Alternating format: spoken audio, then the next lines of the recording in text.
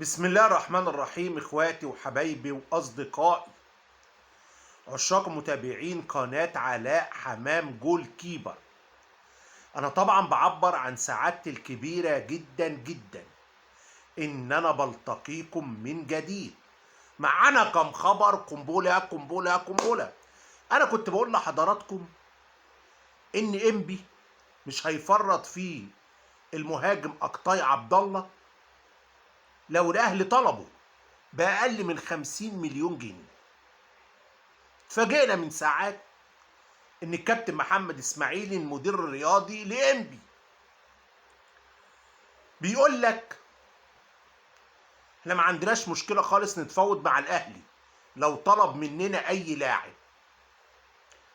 لو طلب اقطاي عبد الله هنطلب 75 مليون جنيه.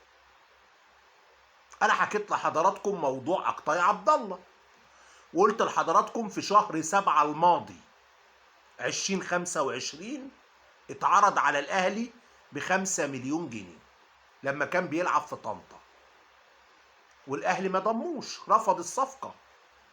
كابتن محمد اسماعيل مدير الرياضي الانبي، طبعا انبي اشتراه ب 3.5 مليون جنيه، بيقول لك لو الاهلي طلب اقطاي عبد الله ما عندناش مانع نتفاوض معاه، بس سعر اللاعب 75 مليون جنيه. وبعد كده قال لك حامد عبد الله، ما هم عندهم اقطاي عبد الله وعندهم حامد عبد الله. اقطاي من ناشئين طنطا ولعب سنين في طنطا، وحامد عبد الله من ناشئين الاهلي. كابتن محمد اسماعيل بيقول لك بيراميدز طلب حامد عبد الله، قلنا له 75 مليون جنيه.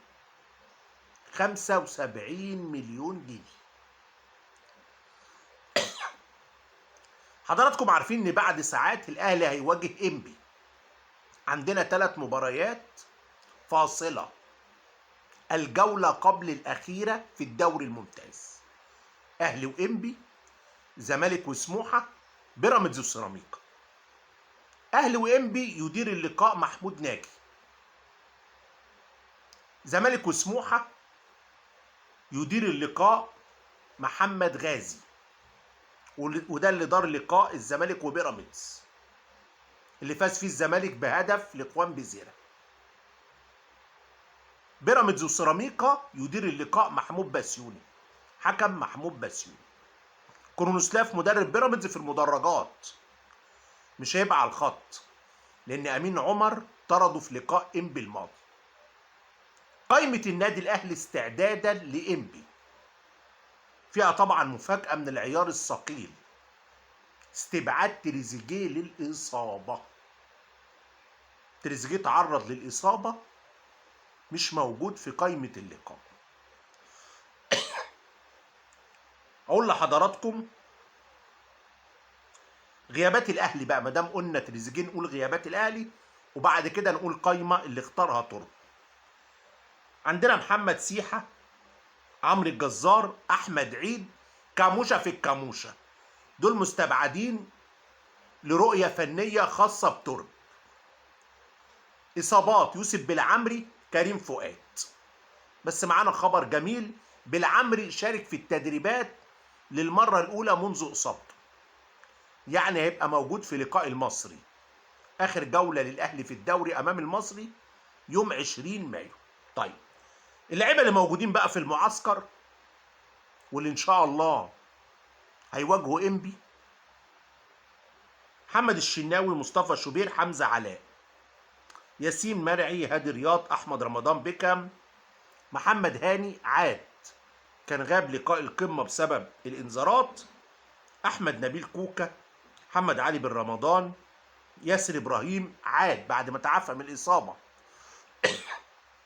وياسر جاهز للمشاركة في اللقاء. محمد شكري، مروان عطية، عمر سيد معوض، حسين الشحات، إمام عاشور، ألو ديانج، أشرف بن شرقي، أحمد سيد زيزو، محمد شريف، مروان عثمان، طاهر محمد طاهر. تقول لي طب تريزيجيه تعرض للإصابة، تربي هيعمل إيه؟ زيزو جاهز، ممكن يلعب مكان تريزيجيه، وممكن إمام عاشور يلعب مكان تريزيجيه، وبن رمضان يكون موجود في نص الملعب. بن رمضان يكون موجود في نص الملعب. ده برضو مشهد موجود، ده مشهد موجود. او ديانج يكون موجود جنب مروان، وامام يلعب هاف مكان تريزيجيه. ده برضو مشهد موجود. يعني نتخيل مع بعض نص الملعب: مروان، ديانج، ديفندرين، هاف يمين حسين الشحات، هاف شمال امام عاشور، بن شرقي راس حربة صريح، تحتيه طاهر محمد طاهر. ده الجزء الامامي من نص الملعب لحد خط الهجوم. ده وارد، ده وارد بقوه، وارد بقوه. للاسف اخر 4 لقاءات بين الاهلي وانبي انتهوا بالتعادل. لازم الاهلي ياخد باله قوي من الموضوع ده. اخر لقاء كان بين الاهلي وانبي في شهر سبتمبر الماضي وانتهى 1-1. لازم الاهلي ياخد باله من المشهد ده، يشد حيله جامد لحسم اللقاء بدري، لحسم اللقاء بدري. تربة عقد جلسة فنية مع اللعيبة، اتكلم معاهم على الضغط على المنافس، ما يدهمش راحة، خلي بالهم من العرضيات، لان انبي متميزين جدا بالعرضيات. كمان عندهم حتحوت لاعب سريع جدا، وحامد عبد الله لاعب سريع جدا، ودايما بيلعبوا خلف الباكين. بتلاقي حتحوت خلف الباك الشمال، الحته اللي هيلعب فيها كوكا، وبتلاقي حامد عبد الله خلف الباك اليمين، الحته اللي هيلعب فيها محمد هاني. فالجهاز الفني الاهلي حذر اللعيبه من سرعات اللعيبه دي، من سرعات اللعيبه دي. طبعا طالب المهاجمين اي فرصه تتاح ليهم يستغلوها في هز شباك فريق انبي. عندنا بقى يا جماعه سفيان بن جديده لاعب المغرب الفاسي، وده الاهلي اتكلم مع المغرب الفاسي لضمه. اتفاجئ ان المغرب الفاسي بيقول للاهلي ادفع الشرط الجزائي. كام؟ 4 مليون دولار. طبعا رقم كبير، طبعا رقم كبير. وكيل اللاعب اتكلم عن موضوع مفاوضات النادي الاهلي، وقال ان كان في تواصل بينه وبين النادي الاهلي الاسبوع الماضي، الاسبوع الاخير من ابريل. ده كلام وكيل اللاعب. وقال لك المغرب الفاسي اتكلمت معاهم، قالوا الاهلي عايز يشتريه يدفع الشرط الجزائي 4 مليون دولار. الوكيل قال لك الاهلي طبعا رفض دفع المبلغ، ويبلغني الاهلي بلغ الوكيل انه يتكلم مع المغرب الفاسي ان الاهلي مرحب بدفع 1,700,000 دولار لضم اللاعب. 1,700,000 دولار لضم اللاعب. والوكيل قال انه لسه بيتفاوض مع المغرب الفاسي. طبعا اللاعب سعره اللي حدده الاهلي هو سعره 2 مليون دولار. اما مساله الشرط الجزائي، هم كاتبين شرط جزائي ضخم براحتهم، بس طبعا الرقم كبير جدا، الرقم كبير جدا. هو لعيب كويس وهداف الدوري المغربي ولعيب جيد وعنده قدرات كويسه، بس طبعا الاهلي تقدم بعرضه. وكيل اللاعب قال لك ان هو بيتكلم مع المغرب الفاسي. موضوع اسامه فيصل، فاجئنا باشرف بن نصار اللي هو اشرف نصار رئيس نادي البنك الاهلي. فاجئنا انه قال لك قفلنا اي مفاوضات خاصه باسامه فيصل. ليه يا سياده اللواء؟ قال لك اصل اسامه فيصل خد تاشيره امريكا، هيهاجر يعني؟ قال لك لا مش هيهاجر، ده رايح مع حسام حسن المنتخب. فاحنا خدنا قرار نقفل اي مفاوضات بشأن اللاعب لحد كاس العالم ما يخلص، نتكلم في اللاعب بعد كاس العالم. هذا المشهد يتكرر للمره الثانيه. قبل كاس الامم الافريقيه البنك الاهلي قال لك لا انا مش هبيع اسامه فيصل، ده هيروح كاس الامم مع حسام وهيلعب وسعره اقل سعر هيجيبه، اقل سعر 2 مليون دولار.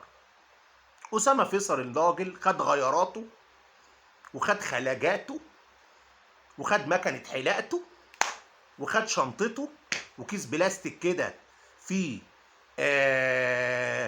كوتشي خفيف كده بيتمشى بيه، وخد بعضه وطلع على المغرب مع الكابتن حسام حسن. زي ما سافر زي ما رجع، ما لعبش اي حاجه خالص، ولا جات له اي عروض ولا اي حاجه. وانا بقول للواء اشرف نصار ومسؤول البنك الاهلي، انا اخشى ما حصل معاه في كاس الامم مع اسامه فيصل يحصل معاه في كاس العالم. ان انتوا تكونوا مستنيين عرض ب 2 مليون دولار 3 مليون دولار، والواد يروح برضه ويلم هدومه ويلم خلاجاته ويلم مكنه حلاقته ومشطه شعره ويروح مع حسام حسن امريكا ياكل ايس كريم ويرجع تاني، ولا يشمها خالص. لان مصطفى محمد اللي هو المهاجم الاساسي الراجل المحترف ما شمهاش. ليه؟ لان كابتن اسامه ما بيلعبش براس حربه، لا يلعب براس حربه. ودي هتبقى المفاجاه، ودي هتبقى المفاجاه. فالبنك الاهلي قال لك لا، احنا وقفنا كل حاجه، ده اللاعب خد تاشيره امريكا خلاص، ده راح كاس العالم. افتكروا كلامي، هيروح كاس العالم زي ما راح كاس الامم. هي المشكله مش في اسامه فيصل، ده لعيب كويس جدا، هي المشكله في مدرب المنتخب. مشكله في مدرب المنتخب ان هو كان مهاجم كبير قوي لكن بيلعب بدون مهاجم، بيلعب بدون مهاجم. صعبان عليه مهاجم يلعب مكانه، صعبان عليه مهاجم يلعب مكانه. فده موضوع اسامه فيصل. قال لك وقف كل حاجه لحد اللعيب ايه ما يرجع من كاس العالم. هنتابع ونشوف، هنتابع ونشوف. هنرجع تاني لاخبار النادي الاهلي، بس عندنا مسؤول نادي روستوف الروسي، واحنا عندنا لاعب مصري بيلعب في روستوف، اياد العسقلاني، واياد بيلعب دلوقتي وعامل شغل جامد جدا في الدوري الروسي. مسؤول روستوف الروسي قالوا ان هم رفضوا عرض من نادي بيراميدز، اعلنوا ان نادي بيراميدز تواصل معاه في الايام الاخيره للحصول على خدمات اياد العسقلاني فتره الانتقالات المقبله، يعني الصيف الجاي. لكن روستوف الروسي رفضوا التفريط في خدمات اللاعب. طب رفضوا التفريط في خدمات اللاعب فنيا ولا رفضوا ماليا؟ قالوا رفضوا ماليا، ان عرض بيراميدز لم يرضي طموحهم، لكن ما كشفوش اي تفاصيل ماليه، ما كشفوش اي تفاصيل ماليه. وقالوا ان منتخب مصر اللي شارك في كاس العرب بعت لإياد العسقلاني، لكن هم رفضوا التفريط في خدماته لانه كان بيشارك وكان الفريق في مركز صعب في الدوري، منتخب بتاع الكابتن حلمي طولان اللي راح كاس العرب. روستوف الروسي بيقول لك اتبعت للاعب لكن ما كانش ينفع نتخلى عنه ابدا. طبعا كاس العرب ملهاش دعوه بالاجنده الدوليه، فعشان كده روستوف رفض وقال لك كان موقف الفريق في الدوري صعب واللاعب كان بيقدم مستويات جيده، فرفضنا ان هو يروح مع المنتخب اللي شارك في كاس العرب. وطبعا كشفوا موضوع بيراميدز، كشفوا موضوع بيراميدز. ما دام اتكلمنا عن بيراميدز نقول لحضراتكم بقى قائمه بيراميدز استعدادا لسيراميكا، وده هيكون لقاء صعب قوي. وهنرجع تاني لاخبار النادي الاهلي بعد ما نخلص قائمه بيراميدز. قائمه بيراميدز استعدادا لسيراميكا: احمد الشناوي، محمود جاد، شريف اكرامي، احمد سامي، اسامه جلال، كريم حافظ، محمد حمدي ابراهيم، محمد الشيبي عاد كان غايب لقاء انبي بسبب الايقاف، محمود مرعي، مهند لاشين، ناصر ماهر، عودة الفخوري، مصطفى زيكو، ايفرتون دا سيلفا، حامد حمدان، احمد توفيق، باسكال فيردي، وليد الكارتي، احمد عاطف قطه.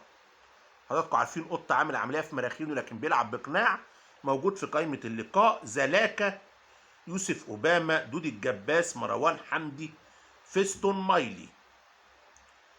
بيراميدز عامل مكافآت ضخمه للاعيبته في المباراتين اللي جايين، سيراميكا وسموحه. سيراميكا وسموحه. معانا بقى خبر قنبله، لكن استاذنكم اشتركوا في القناه، عشان خاطر اشتركوا في القناه، عشان العيال الحراميه اللي بيسرقوا اللايفات. اشتركوا في القناه، قناه علاء حمام جول كيبر، عشان خاطر اشتركوا في القناه. حضراتكم عارفين طبعا النادي الاهلي هيضم صناع لعب وهيضم مهاجمين لدعم الفريق الموسم المقبل. احنا كنا اتكلمنا في صفقة يوسف ساليتش قبل كده، وقلنا ان الاهلي خلص مع اللاعب وده يقيد كمحلي لانه فلسطيني، لكن لسه الاهلي بيتكلم مع كارديف سيتي الانجليزي، وده احد انديه الدرجه الثانيه. لنا معلومه قنبله القنبله، ان خلاص الخلافات بين الاهلي وكارديف سيتي بسيطه جدا، خلاف على 300,000 دولار، وان ممكن الصفقه تخلص على 2,800,000 دولار. النادي الانجليزي خلاص بيقول لك 2,800 بعد ما كان بيتكلم في 4 3.5، والاهلي بيتكلم في 2.5 مليون دولار. خلاف وصل دلوقتي على 300,000 دولار فقط. فخلاص الصفقه قربت. اللاعب طبعا عنده قدرات جامده جدا ويتأيد كمصري، يعني مش هياخد مكان اجنبي. الاهلي هيضم 3 مهاجمين، 3 مهاجمين في خط الهجوم. فالصفقه دي قربت جدا، واللاعب قدراته عاليه جدا. خبر تاني برضو قنبله، رضا سليم. رضا سليم لاعب الاهلي المعار للجيش الملكي المغربي. الاهلي هيبيعه، عنده 3 عروض. اللاعب عامل شغل جامد مع الجيش الملكي، عنده عرض من الجيش الملكي نفسه، عرض من الرجاء المغربي، وعرض من السلية القطري. والسلية قعد في الدوري القطري بعد ما كان بيصارع الهبوط، نجح انه يكمل في الدوري القطري. فده برضو لاعب هيجيب فلوس كويسة. اهلي هيبيعه وهيجيب فلوس كويسة. عندنا بقى يا جماعة أزمة في نادي الزمالك. أزمة بطلها لاعب روسي بيلعب كرة طايرة، كان في فريق الكرة الطايرة للزمالك، عمال يكتب حاجات كتير على صفحته وعلى حساباته عبر السوشيال ميديا، ويهدد الزمالك انه هيشتكيهم في الاتحاد الدولي للكرة الطايرة. اللاعب اسمه ديمتري ياكوليفوف ديمتري ليفوفوف على طول كده. المهم ديمتري ده عمال يعني يخبط جامد، بيقول لك الجميع كاذبون في النادي، كل الناس اللي موجودين في النادي كذابين، وبيقول لك اتمنى الا ياتي احد الى هذا النادي. بيقول لك منذ اكثر من شهرين لم اتقاضى اي اموال من نادي الزمالك، وهم لا يدفعون، ما بيدفعوش الفلوس بتاعتي. تواصلت معاهم خلال الايام الماضيه كثيرا لكن يتجاهلوني. وقال لك سافرت على بلدي، وبمجرد العوده لمنزلي سوف ابدا اجراءات شكوى الزمالك في الاتحاد الدولي لكره الطايره بشان مستحقاتي، ولن اترك مستحقاتي. وقال لك الدفعه الاخيره كان المفروض اخدها في شهر ابريل، احنا في شهر مايو ما خدتش حاجه. وقعد يخبط جامد قوي ديمترو ياكوفليفوف ده. المهم الزمالك رد عليه وقال لك ايه؟ قال لك ان الراجل ده سافر يوم 22 ابريل رغم ان عقده ممتد لحد مايو، والزمالك بيقول لك احنا اللي هنشتكيه للاتحاد الدولي لكرة الطايرة. والزمالك بيقول لك اللاعب ليه الدفعة الأخيرة نهاية إبريل واحنا هنصرفها له، لكن هو غادر القاهرة وراح بلده بدون إذن مسبق وبدون ما يخطر النادي. هنشوف ايه اللي هيحصل. كان في مباراة عملاقة في الدوري المصري، عملاقة بمعنى الكلمة، مباراة شيقة جدا ما فيهاش اهداف كتير بس فيها فرص خطيرة خطيرة خطيرة. اتحاد السكندري وبتروجيت، واللي اتفرج على المباراة دي اتمتع قوي. وبهني ايمن الكاشف لانه اذاع المباراه روعه. مباراه كانت قويه جدا جدا جدا. اتقدم الاول فريق بتروجيت بهدفين، واقول لحضراتكم اللي جاب الهدف الثاني بدر موسى، واللي الاهلي حطه في حساباته وعنده رغبه في ضمه. هو اللي جاب الهدف الثاني، لكن الهدف الاولاني جابه جابرييل شكودي وجاب الهدف حلو قوي. بتروجيت متقدم بهدفين. للاسف قفشه مستواه واقع خالص، وافتكروا كلامي، الاهلي مش هيرجع قفشه. قفشه ما عندوش المهاره الفرديه العاليه، هو بصير كويس لكن مهاره يعدي دي مفيش خالص. الحقيقه كان قليل قوي قوي قوي قوي، واضطر مولود حمدي ان هو يطلعه، ولما طلعه الاتحاد السكندري فاق قوي قوي، فاق بجد. المهم عبد الرحمن مجدي كان عامل شغل الاتحاد السكندري عالي جدا. الشوط الثاني بعد ما طلع قفشه هجوم جبار للاتحاد، هجوم محدش يتخيله. الكره تبقى رايحه في الجون كده وتلاقي عملت كده، حاجات صعبه جدا، فرص كتيره كتيره قوي. خطأ بس مدرب الاتحاد انه طلع فادي فريد، كان خلى المهاجم فادي فريد مع انه ضيع كورتين بالهيد، بس كان عامل قلق لبتروجيت. المهم محمود علاء جاب هدف للاتحاد، بقت النتيجه 2-1. ضاع 4 أهداف محققه من الاتحاد السكندري بعد هدف محمود علاء. في الوقت بدل الضيع بس ضيع كورتين منهم واحده لمحمود علاء ما تضيعش ابدا ابدا. مبولولو شاط كوره من على خارج ال 18، يعني عليت ايه، هي حكت في المقص دي لو دخل الجون. طبعا عمر صلاح حارس بتروجيت بيتفرج زينا، دي لو دخل الجون كان من اجمل اهداف الدوري المصري، لان الكوره جاياله خدها على